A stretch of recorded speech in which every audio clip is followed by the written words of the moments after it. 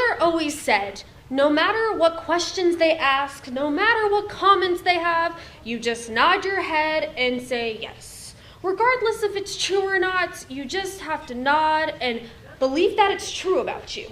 I've heard some outstanding rumors about me, with me being a massive deal and everything. But growing up, you assume that your parents know everything. They're kind of that upper level of knowledge. You ask what a word means, they tell you, and you're just like, oh my goodness. But luckily, my mother wasn't the best parent we could say. She thought I was the ticket into her way of riches and goods. But luckily, with growing up in a poor Russian immigrant family, my persona of Natalie Wood is not who I am. Natalia is who I ever wanted to be today. But with my mother, with strained of hatred and using me as her own little Barbie doll, I guess you all would know me as Natalie Wood. At the age of 4, my mother always said that, Natalia, Hollywood is the ultimate royalty. And as a child, I grew up watching stars overdose and do drugs and do other miscellaneous things that I couldn't dream of doing. My mother would eventually drag me to a movie theater every single day of the week, seeing films that I typically would not like, but she looked at it as a role model. I would be the perfect actress for her. I would do what she would love me to do. So eventually I started skipping school. I barely got an elementary education from all the films I was watching, but my mother found an opening for me. I was only shown for 15 seconds, dropping an ice cream cone and not saying a word and being carried off with my mother off the scene. This movie was Happy Land, but with my cute charm and my adorable face, I got an in with the director. And my mother decided, we're going to Los Angeles and starting your career.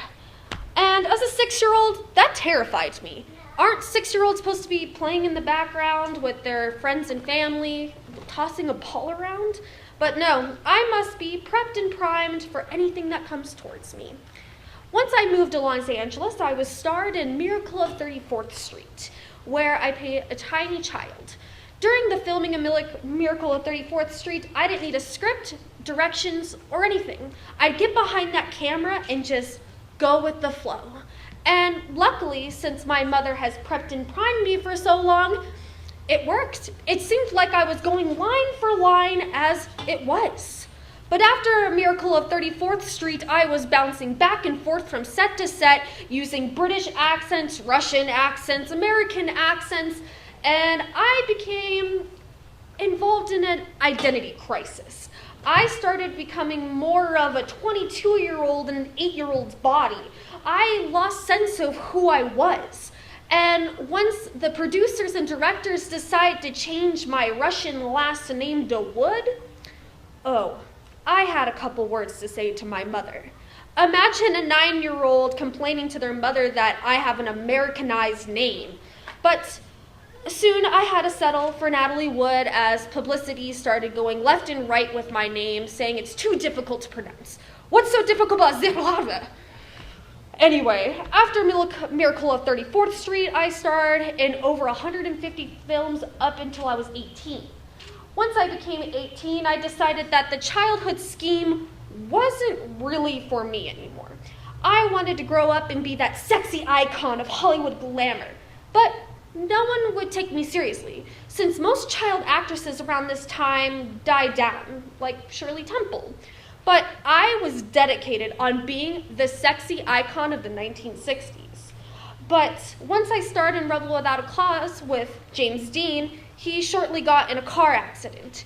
But with filming of Rebel Without a Cause, I really showed that I was that sexy icon, rebelling against my mother, not listening to anybody, going out, doing parties, meeting my future husband, Robert Wagner. But little do they know, behind all of that, the one thing my 4-year-old self warned me about, drugs, alcohol, and other miscellaneous things that I didn't want to be involved of, I was shortly involved of. Once I received 3 Academy Award nominations and not winning a single award, I was feeling a little down on my luck. So I decided to be starred in West Side Story. where I would sing my heart out and be an amazing actress. But after the film was aired and I went to go see it as the preview, I learned that my singing was dubbed over. That's right, my singing was not in the film. I was furious. I was upset with the whole film and I wanted nothing to do with them. I wanted them to remake the whole film without me, because what's West Side Story without me? But luckily, my director convinced me that it's only for show business. It's going to get bigger. We don't want to ruin that perfect voice of yours. But we all know he was lying. But after West Side Story, it received Best Picture, Best Everything. But what was I left for? Nothing to show for. My singing's not in it. I'm not awarded. So what do I really get out of all this acting business?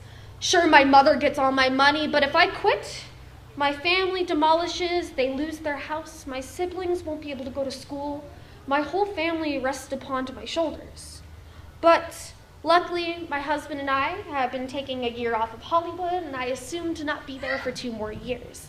Maybe I let the limelight die around while I quit doing drugs and actually maybe be able to start a family sometime.